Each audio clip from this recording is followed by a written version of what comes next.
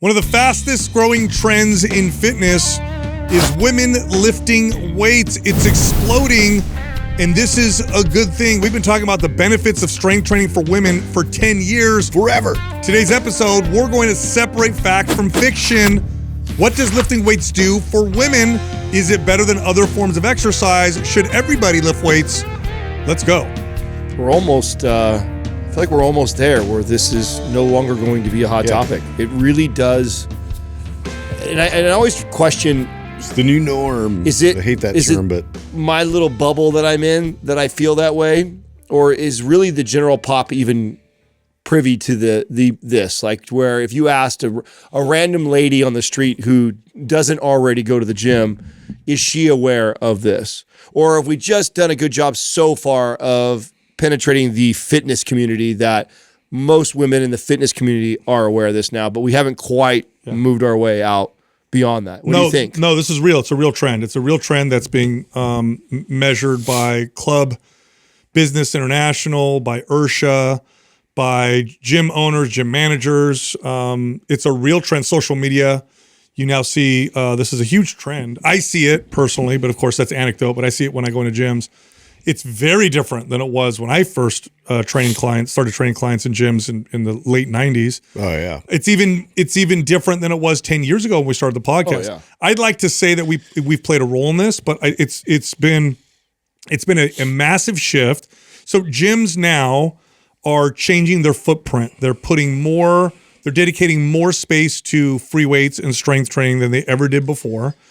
And the fastest growing demographic that's interested in strength training are both, there's two separate ones that they're seeing, women and the older population. Well, generally strength training is growing across the board, but historically it was men that were interested in strength training, and it wasn't women, and it definitely wasn't older population. But now everybody seems to be more interested, but in particular women, because a lot of the myths that surrounded strength training have been dispelled. Yeah. And there's enough women now that strength train, that are on social media, that eschew its benefits, that talk about how great it is, that women are seeing these examples and going, oh, I don't need to be afraid of this. This is actually a good form of exercise. Then they try it. And of course, you know this, we train clients for years. Yeah. When you get people to strength train, when you get women to strength train, they're sold. So as soon as they do it for a couple months the right way, it's like, this is amazing. Well, I think that message is definitely penetrated the general public in terms of the value of strength training, and that they should consider it. I think what the emerging new sort of trend that we're seeing, that we even discussed on the podcast before, was the fact that we need to be in a surplus and we need to increase calories. We need to be able to feed this muscle growth to happen, which is something that was always a bit of a reserve, because the thought going in is, I need to lose weight, I need to shed body fat, I need to do like all these things to reduce calories, when in fact a lot of times, like, women getting into building muscle and really building their body up and increasing calories is what's been beneficial. Yeah, all the things that go along with strength training are growing. I mean, I want to believe that we played somewhat of a role in this. Do you guys think of what other factors have? Like, what else has made this trend shift? CrossFit, social media, women, the trend of wanting a bigger butt or a rounder butt. I think that's, all of those played a role, right? Because CrossFit, you can't do that without calories and strength training. Yeah, I actually think that is an even bigger role than maybe the credit we give it, because in the 80s and 90s, the Coke supermodel was like the look. The really unhealthy, very thin. Super thin, no muscle. And you just don't hear that anymore from even young girls that are like looking at other girls on magazines and or social media. They're pointing to girls that are built. Yep. They're pointing to girls that do not look like this thin as a rail look. And so I even think that, and I think what comes with that is we've had a shift in culture on what what a woman thinks looks pretty or sexy, both men and fit women for that matter. And I think more people are realizing you can't get that body without lifting weights, unless you were just genetically born with great muscularity, which is very rare, especially for a female. And we have a lot of these women that have these great shaped butts and bodies and legs, and you can't get that through just running and diet. You've got to lift weights. And so I think that's probably played maybe one of the biggest roles. Yeah, and they're seeing examples of it. So like female fitness influencers now promote the benefits of strength training quite a bit. So when you see someone on Instagram that looks the way you want to look, and they're saying, I lift weights, I get stronger, there's more, social proof. And the more women you see who lift and the more women who talk about it, the more women who are going to do it. Now, we've been proponents of strength training since day one. Like when I started personal training clients, like this was always the primary form of exercise that I used. And a majority of my clients were women. I mean, that's just the way the personal training clientele That's for all trainers. tends to skew, is you tend to see more women hired personal trainers than men. And you always had to overcome the objections and the fears. I'm going to get bulky, I'm going to whatever, and we'll get to that kind of stuff. But once they did it, it took about 2 or 3 months, they were sold. And it was like, okay, this is amazing. I feel better. I look better. And the data all supports this. And so what I want to do is I want to sell strength training for women. I want to really sell it. I want to really talk about the real benefits and what makes it unique, because exercising in general is good for you, right? Movement in general is good for you, regardless of the style of movement, whether it's dancing, running, swimming, biking, Pilates, yoga, strength training. Like if it improves your health, you're going to see benefits. You're going to probably look better, right? But what are the unique benefits of strength training versus other forms of exercise? So these are the ones that are supported by some data or a lot of data, but definitely by our experience training lots of clients and also training lots of trainers who train clients. Remember, we've been doing this for over 2 decades. So here's the first point. I think this is a good point to start with, which is strength training really does promote a better hormone profile in a more effective way than other forms of exercise. Okay, so anytime you improve your health, and if exercise is a part of that formula, you're going to see an improvement in your hormone profile. But strength training is unique in that it encourages a youthful hormone profile because of the signal that strength training promotes. Strength training sends forth a signal that is pro-tissue. So one of the primary signals that strength training sends, right? So all exercise sends a signal to the body that says, do more of this, more stamina, more flexibility, more strength, whatever. The primary signal of strength training is build muscle and get stronger. And in order to build muscle is active. It's this tissue on your body. It's very active. It's insulin sensitive. In order to do that, your body has to organize its hormones in a way to do that. So if you were to look at an ideal muscle building hormone profile, what you would see is a youthful hormone profile. You'd see great insulin sensitivity, which, by the way, the most effective way to improve insulin sensitivity is to simply get stronger and build muscle. Muscle is very insulin sensitive. It's a storage vessel for glycogen, which is what comes from carbohydrate consumption or sugar consumption. So when you have more places to store it, you're not going to respond to it in the same way. You're going to have better blood sugar levels. So you're more insulin sensitive. You get growth hormone levels that tend to rise. That's what happens when you start to build muscle. As you build muscle, you get more androgen receptors. Okay, that's called androgen receptor density. So these are the locks that the key of testosterone attaches to activate. And regardless of what your testosterone levels are, if I were to give an example, if I were to double your androgen receptor density or double the amount of androgen receptors that you have, even with the same testosterone, you've now doubled the effectiveness of your testosterone, okay? Because it has twice as many places to dock into. Utilize more of it. And now, is that important for women? It's just as important for women as it is for men. There's a myth that testosterone is a male hormone. It's not. It's a human hormone. We just have different ratios, but testosterone is just as important for women as it is for men, and women have the same symptoms that men get when their testosterone is low. So they'll have low libido, more fat mass, less muscle, less energy, less drive, more anxiety, more depression when their testosterone is low. So building muscle increases the effectiveness of your testosterone. And you also get this balancing of estrogen and progesterone as those change throughout your monthly cycle. So strength training on its own is far more effective at promoting this youthful hormone profile that your body needs to build muscle, which is the signal that you send with strength training. Other forms of exercise simply don't do this as effectively. And you could talk to any hormone specialist, you talk to any functional medicine practitioner, when they're trying to balance out somebody's hormones, strength training, so long as it's appropriate, is what is typically recommended as a primary form of exercise. Today's program giveaway is MAPS Muscle Mommy. Leave a comment below this video in the first 24 hours that we drop it. Subscribe to this channel, turn on notifications, and if you win, we'll give you MAPS Muscle Mommy for free. Also, MAPS Muscle Mommy, 50% off for everybody else because of this episode right now. If you're interested, go to mapsmusclemommy.com and then use the code WOMEN50 for the discount. Here comes the show.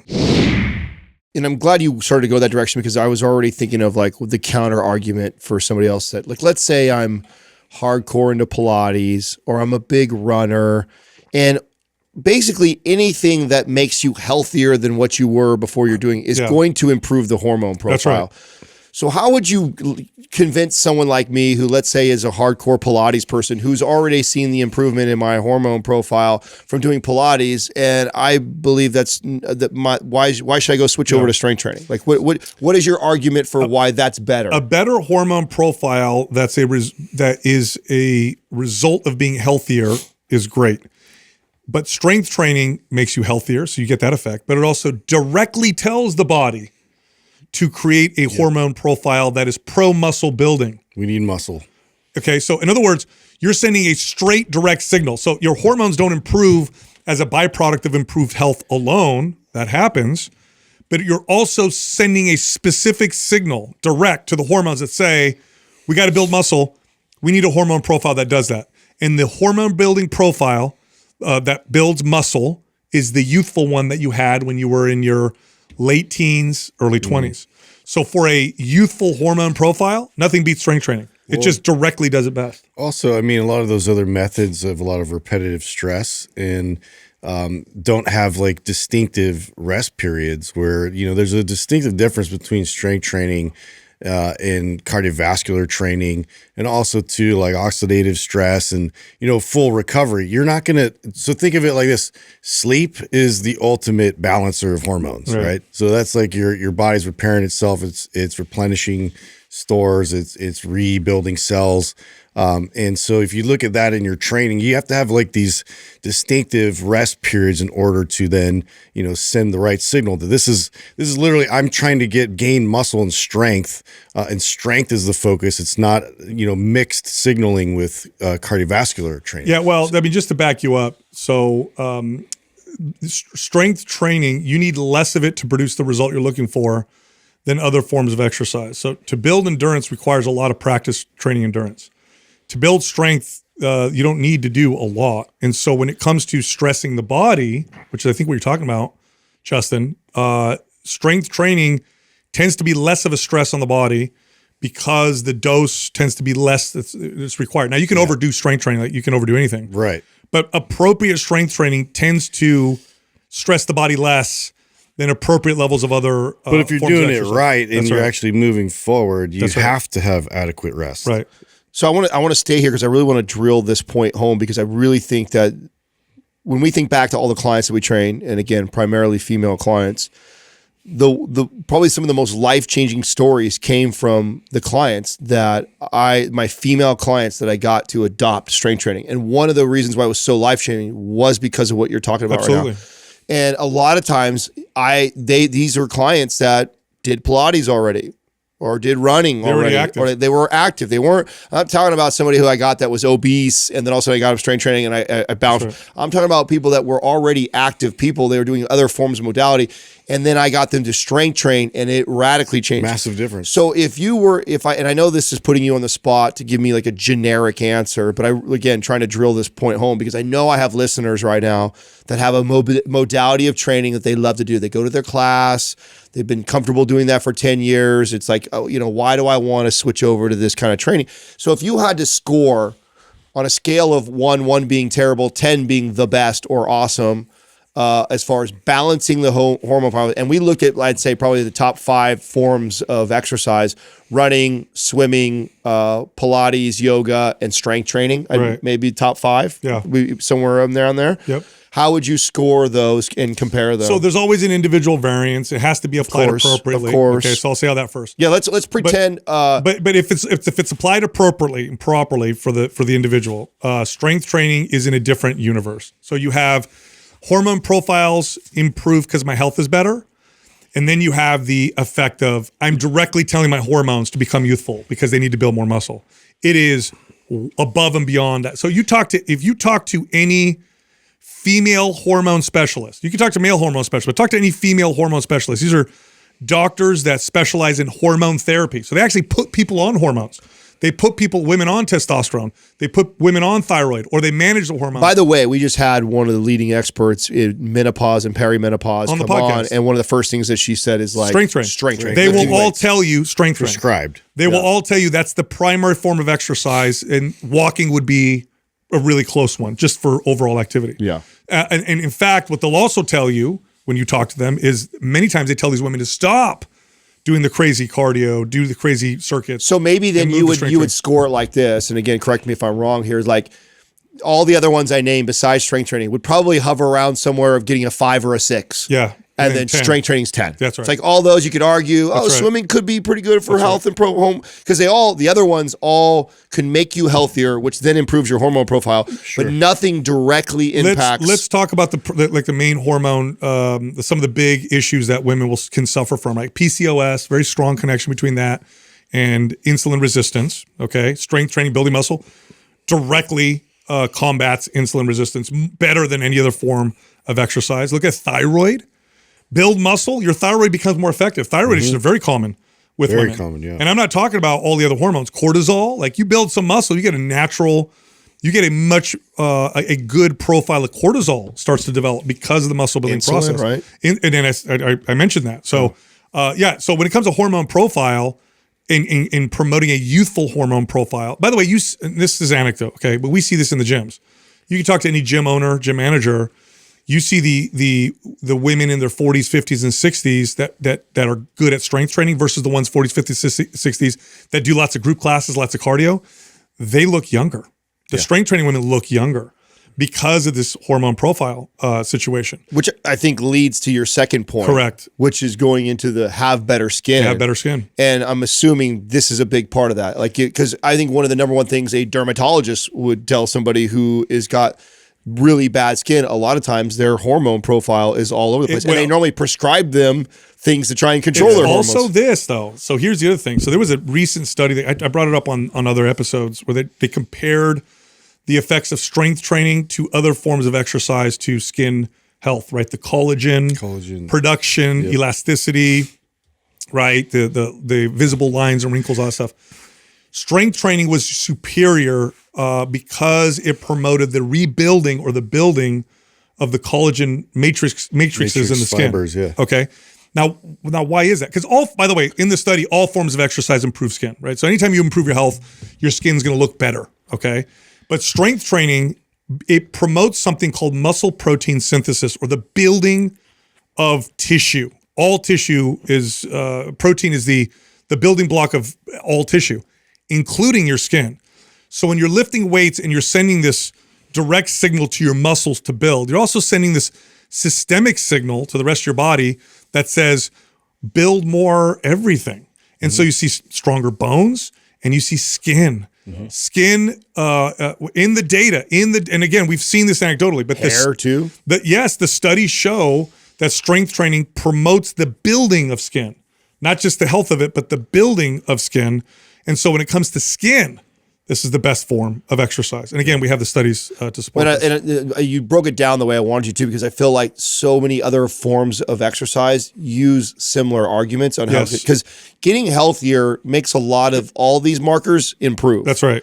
And so there's an argument to be made about going swimming or going running or doing Pilates or doing those things to improve this. But it's almost like, yes, all those things are good. And yes, all those things make you a healthier version of yourself, but nothing is even on the same level as what strength training is. No, and I want to be very clear. Like, I'm not trying to discourage somebody to stop doing their form of exercise that they love doing. But what I am trying to do is, and this is true for most people or most women that work out, they have a set amount of time that they work out, 3 days a week or 2 days a week or 4 days a week. They don't have all the time in the world. They're not going to do 15 different forms of exercise. And they're like, which one do I pick? Which one do I pick? Because they're all whatever. I enjoy them all, I guess. I just want the one that gives me the best results. And many women they move away from strength training because of the myths that surround it, or because they don't know that in comparison to other forms of exercise, they're probably going to get more of what they're looking for. Right. And this by far, and to that point, Sal, this is how I always took a client like that. I would never tell my client, right? And I could never do this with these clients that love Pilates, love swimming, love running, one of those things. Okay, stop doing that. Let me show you and prove to you how. What I would do is just give me 1 day a week. Yeah. Give me 1 day a week of full body strength training. Let's keep doing your Pilates the other 2 days. Let's keep doing your running like you're saying. And let me show you what 1 day a week will already improve for somebody who's already been doing these things. That's always how I got them. Because then they would be like, oh shit, this 1 day a week I added. All I did was let go of 1 day of my running or 1 day of my swimming or 1 day of my Pilates, picked up 1 day of this strength training like this trainer told me.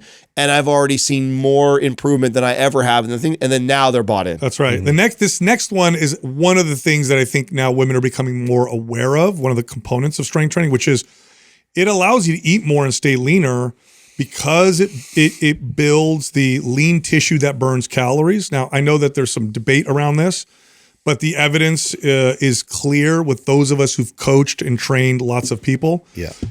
When I have women that I strength train with primarily, and I have them do what's called a reverse diet, where we slowly increase their calories, increase their protein to feed the muscle tissue, we see this dramatic change in their metabolism.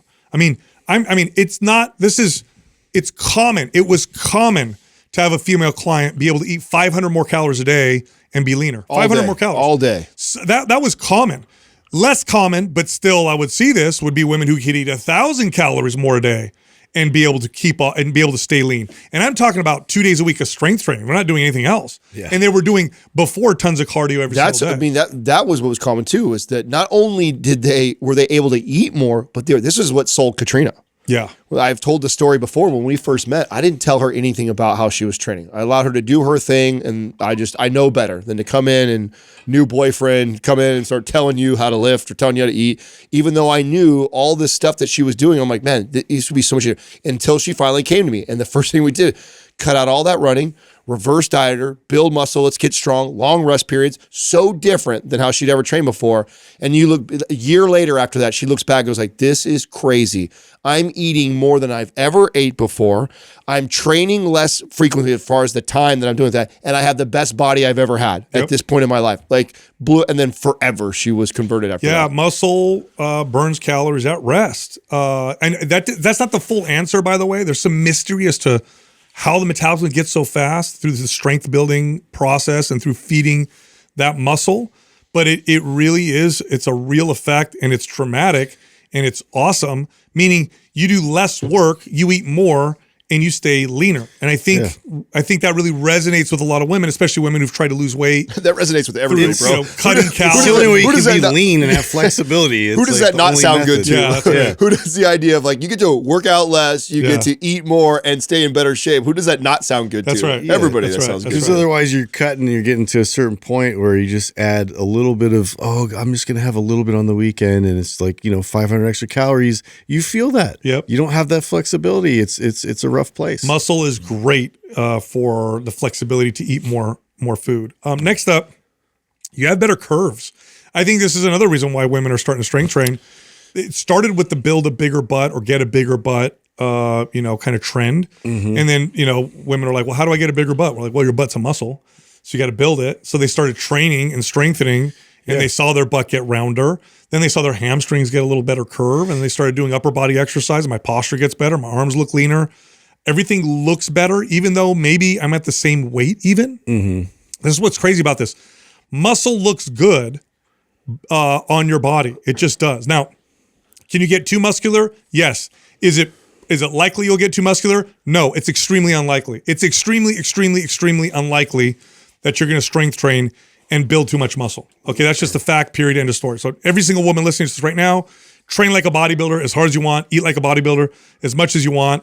None of you are going to come to me and say, I built too much muscle. It doesn't happen. The women you see who look like this are so rare It's more rare than a 7 foot tall person. It's extremely rare to have the kind of genetics that build that kind of muscle.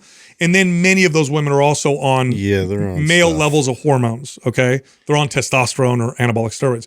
You're not going to build muscle. The women that look the way that most women want to look like on social media or whatever, these fitness women, they lift weights like bodybuilders. That's what that's primarily what they do. You have to. If you want to sculpt and shape a body, there's no way around doing that without strength training. Right. We cannot change someone's morphology. If somebody is 6'5", comparing them to a 5'2" person and saying, I want my body to look exactly like that, structurally, they'll never, but you can take these body types that are very different and you can build attributes on this person to create the illusion and shape them to look like that. I mean, again, this reminds me of the overcoming this with Katrina when we first got there. She did not like lifting, especially stuff for her back, because she felt like I had a broad back. And if I touched any weights like that, it just got worse.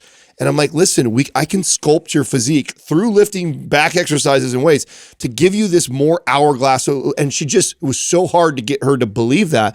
But it's like, watch what happens when I build your delts. Watch what happens when we lean out and your waist comes in and we build and sculpt. Like, it'll create more of that. So even technically, her back might have been bigger as far as the actual circumference. It looks the way she wants. It looks the way she wants because we created that sculpt, and you have to do that through weights. You can't do that through any other form of exercise to get the look that people are trying to obtain. And that is the coolest part about lifting weights, is you can sculpt a physique to damn near do anything you kind of want. That's right. You could literally pick body parts. You could develop more. You could shape more. It's focused body sculpting. Other forms of exercise, you don't focus.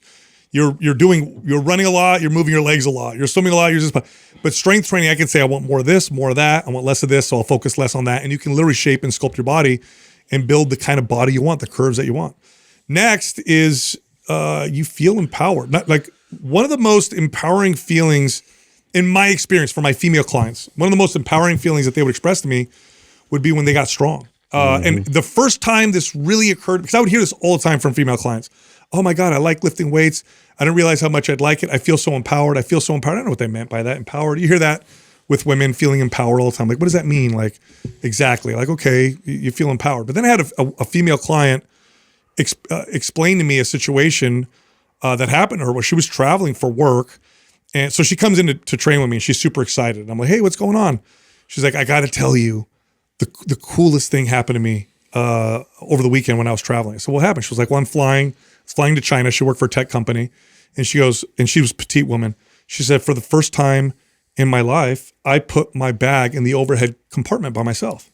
And then she says, I felt so empowered. And then I got it. I understand. I never understood this as a man because I never have felt like I needed someone else to do something for me, to carry something for me. Yeah. But women often, to do certain things, they look to a man to, hey, open this jar. Hey, carry this thing. Hey, move this thing for me. But what if you could double your strength, which is reasonable. If you're not lifting weights now and you start lifting weights, it's reasonable to double your strength. You could do that within a year or two. How empowered would you feel being twice as strong as you are now? I think it's the most underrated thing that happened that my clients didn't ask for or think they even wanted. Yeah. It was like, I have so many stories like that I can tell of the female client who came in wanting, like, let's say a look or to get healthy or whatever, and as a byproduct didn't realize how much they fell in love with the strength part. Because maybe they didn't, just like you, didn't think about all those things. It's just a second nature. Hey, if I got to lift my bag above my head, I got to find someone to help me. Or if I got to carry that big 50-pound bag of dog food, I got to ask the kid to walk me out to load it up in the car. Like, they had all these situations that we take for granted that they feel like I got to ask somebody else that they no longer had to do because they had the strength to do it easily compared to what it was like before. And they end up, that was like my favorite, was to take someone like that who didn't even realize how much they loved or would like strength, give them that strength, and then they saw all the things that it affected, and then it was like, oh my God, I love this. Hey, sorry to interrupt. Are you struggling to get a flat midsection, a flat tummy?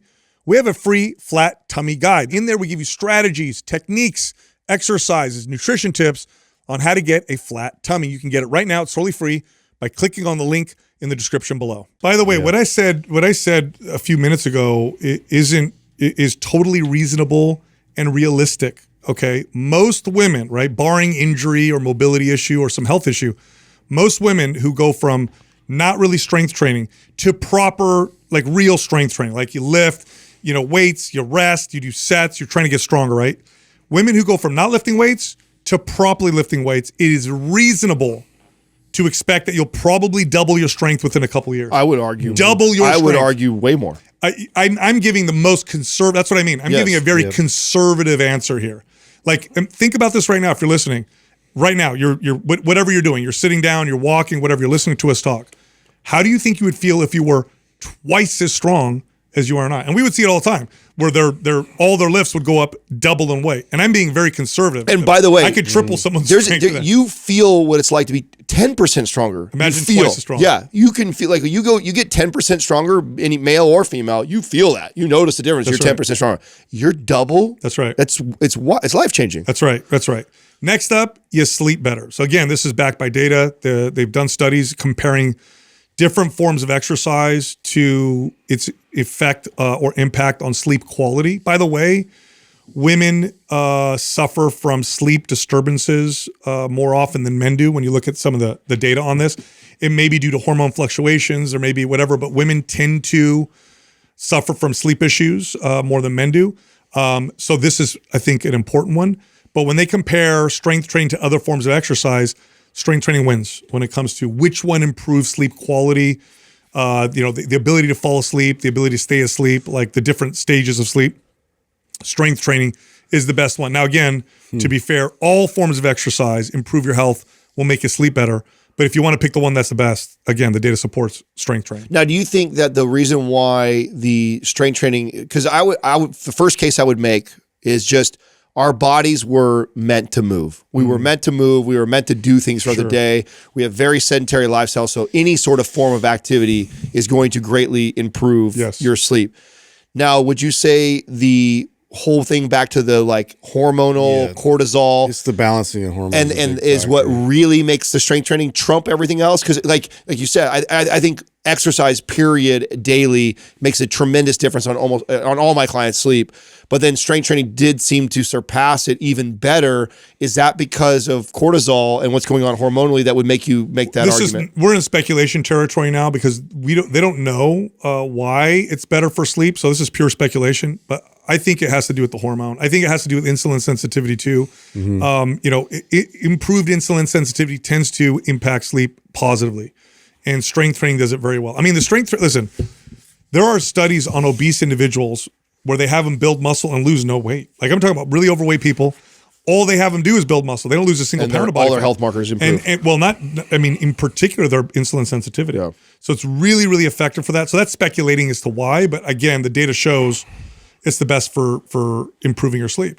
And next up, it's great for reducing pain. Here's how good it is when applied properly for pain. The primary form of exercise that rehab specialists or physical therapists use when trying to help somebody with back pain, shoulder pain, hip pain, knee pain, ankle pain, whatever, the primary form of exercise they use is some form of strength training. Yeah. It is not cardio. It is not yoga. It is not. It's because the majority is related to weakness. That's right. And the weakness is really causing the dysfunction, which is the pain signal that, there's something that's unsupported here. And therefore your body's job is really to limit furthering an injury.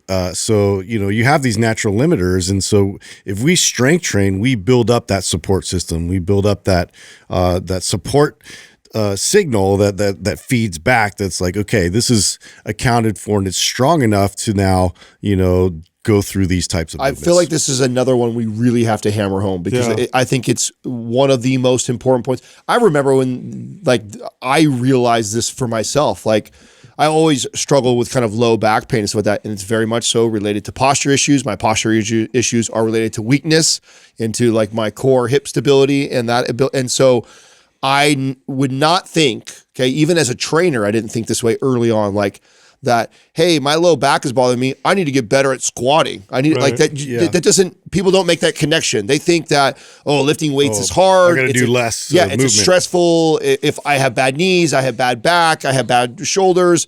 Lifting weights that puts me at risk, and so that's not a good idea. When I'm so glad you said that, Justin, that most chronic pain that people deal with is result from weakness somewhere. That's right. And strength training is the best way to combat that. And can't stress that enough, that I don't know how many clients that I helped that suffered from chronic pain. We got to the root cause of what it was, where the weakness lied that was causing the downstream effect of chronic pain somewhere else. Because that's normally what it looks like, by the way. Like bad knees is not normally bad knees. It's normally weak hips or weak ankles, right? I have instability or lack of mobility in the ankles. I have instability or lack of mobility in the hips. Therefore, I feel the stress in my knees. Now, as a client, I perceive that as I have bad knees, I shouldn't squat. And it's like, no. This is what's beautiful about strength training. You don't have bad knees. Like, I'm not talking about somebody who broke their knee or had something made. Like, most people that have chronic knee pain don't have bad knees. They have poor mobility and strength in their ankles or their hips, and that is causing the stress in their knees. And the best thing that we can do is get strong mobile hips, strong mobile ankles. That results in good knees. And that is like crazy. And that is most people that I had to train. Barring injury or some kind of autoimmune inflammatory disease, okay? Barring those two main things, strong joints, okay? And why are they strong? They're supported by strong functional muscle, right? Joints don't move on their own. It's the muscle that moves the joints. Keeps it tracking properly. So strong muscles that support the knee, the ankle, the hip, the spine, the neck, the shoulders, the wrists, the fingers, right? All the muscles that control the movement in these joints. If those all are strong and functional, your joints are fine. They don't hurt. In other words, a strong body doesn't have pain. Now, injury, different. Chronic inflammatory disease of some, different. But most pain, a majority of pain, comes from weakness at the root. It's dysfunction. So when you look at the way a joint moves, there's an optimal way it moves, and there are sub or less optimal ways that they move. The less optimal ways are a result of muscles that can't move the joints properly, either because of lack of strength or stability, or they're not working well together. And so that joint starts to tear down. You start to create pain. So strong bodies don't hurt. Again, this is why when you go to a physical therapist with pain and they realize, okay, there's no major injury here, whatever, you got frozen shoulder, you have a little bit inflamed, whatever, what they use is strength training. Correctional exercise is just a form of strength training, whether they use bands or body weight or isometrics, it's all strength training. So strength training is the best way to solve pain issues. By the way, regardless of what the kind of athlete you are, you could be an endurance athlete, you could be whatever athlete you are. When you have pain, the form of exercise you use to correct that pain or make it go away is strength training. That's how effective it is. And then finally, you'll look better. You'll look better because strength training changes your body composition. It's not about your weight. It's about your body composition, okay? I'll use a male example, right? A 6 foot tall, 200-pound male at 10% body fat looks very different than a 6 foot tall, 200-pound male at 20% body. I mean, very different. 10% body fat, you got six-pack abs. 20% body fat, you look squishy. Same body weight. The same is true for a 130-pound woman at 30% body fat versus 20% body fat. They could be the same height, same weight.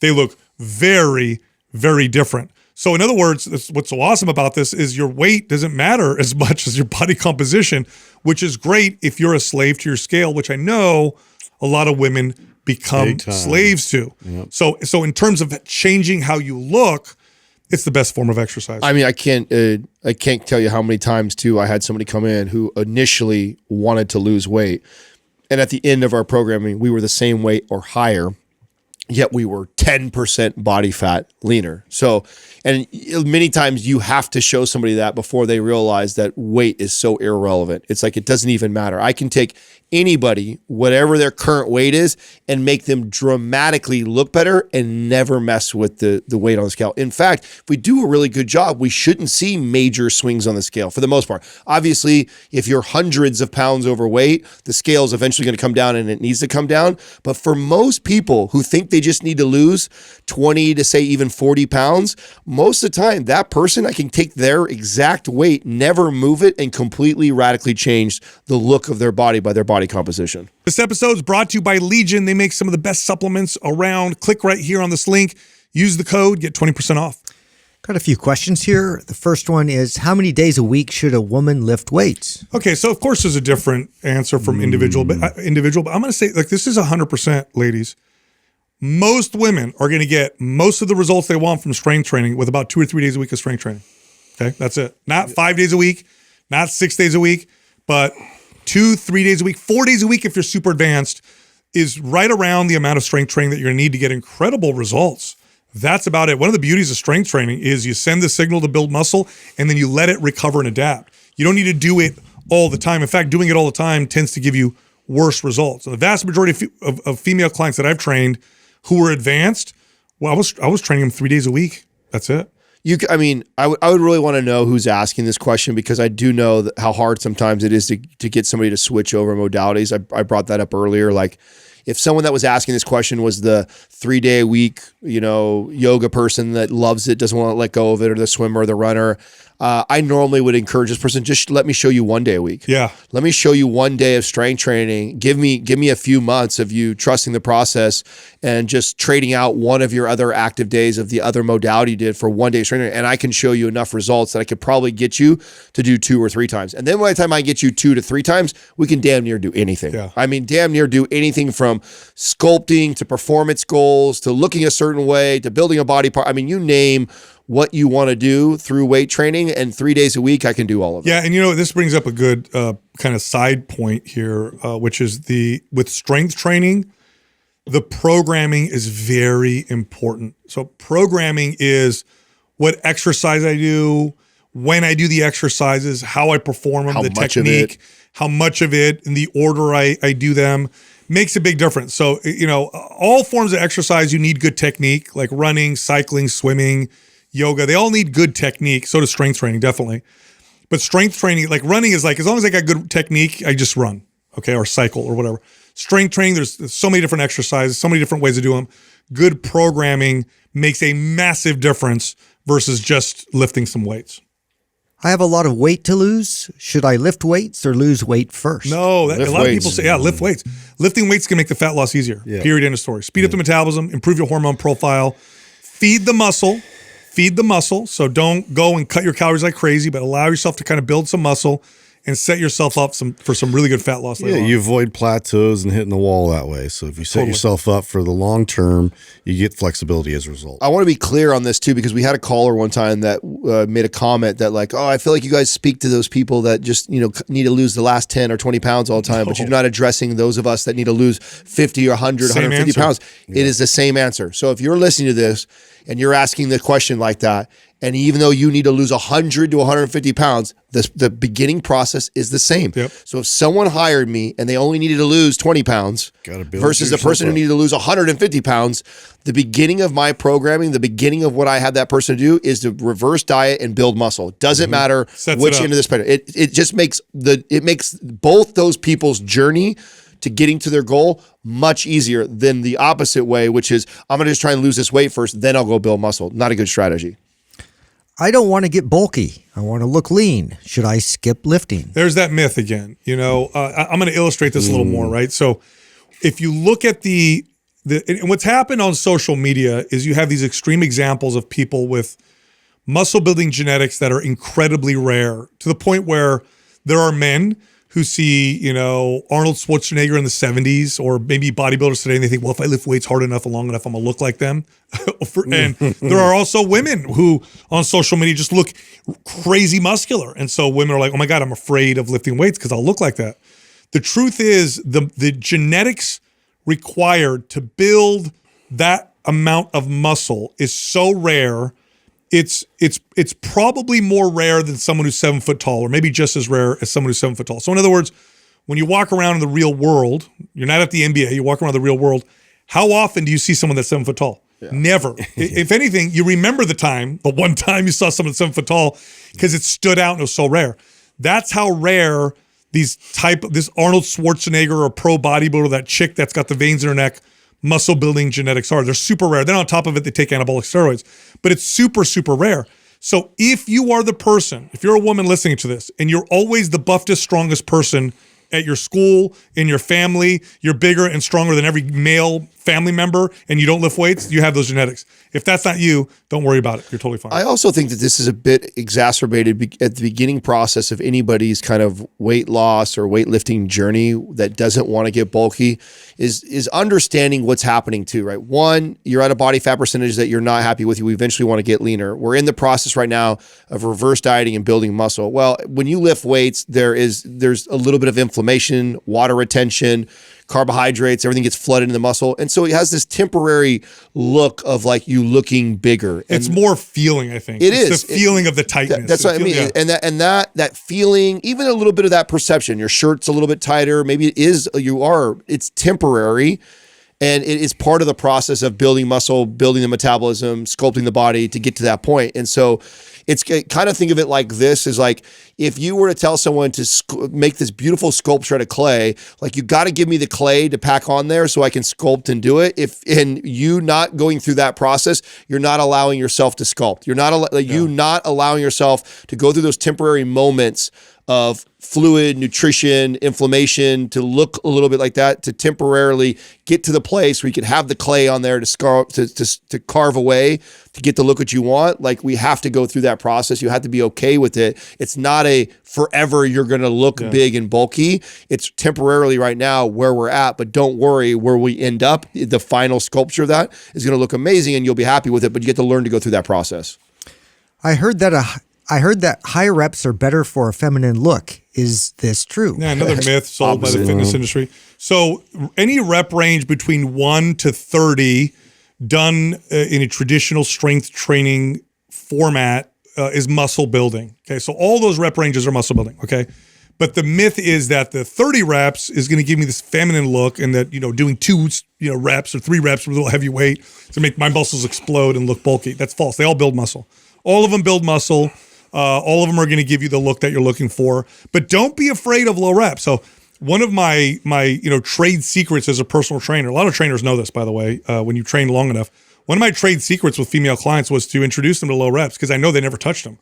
I know they never did 5 reps because they were afraid of them. So the first thing I do is train them on 5 reps. And because it was so new, they weren't used to it. Their body responded like crazy and they got amazing results. And then they were clients for life. So all those rep ranges are effective, but the most effective rep ranges are usually the ones you're not used to because there is a novelty of so there's another way to say this to this question is, the high reps for a better feminine look. There is one example of where that works for that lady. It's the lady who trains 3 to 5 reps. So if you're asking that question and all you train is 3 to 5 reps, then absolutely training high reps is going to make you look more feminine because you'll build more muscle, you get leaner, and you get more tone. That's the only person that's it. The opposite is true for the female who trains high reps all the time. The best thing that you could do to look more feminine, to look leaner, to look more toned, to build more muscle is to train 3 to 5 reps. It's the novel stimulus that's going to be so important. To Sal's point, anything between 1 and 30 builds muscle is good for the body. Wherever you spend the most time, the opposite side of the spectrum is going to give you the most amount of results. Yeah, and a good workout program or good workout program, it tends to shift you and phase you through different, rep ranges, which, look, we have workout programs that we designed. We have one for women. It's the only one we've ever made specifically for women. It's called Muscle Mommy, and it's a fully programmed workout. It's 3 months long or a little longer, exercises, sets, reps, video demos, the whole deal. Because of this episode, it's 50% off. We're going to make it half off for women who are listening to this episode. You got to the end of it. You want workout programming, go to mapsmusclemommy.com, use the code WOMEN50, and you'll get it half off. All right, I know you liked that episode. If you did, check this one out. Walking, it's one of the best things you can do for your health, bar none, but there's a better way to approach it. Yes, you can just walk, but if you follow the right protocol, it's far more effective. Let's talk about walking. I can't wait to hear your walking protocol. Well, there is. There is a protocol. So, and I'll start with the first thing, right? Because just first off, let me start with this. One of the reasons why walking is such a great form of just activity is because it's low risk of injury. Now, some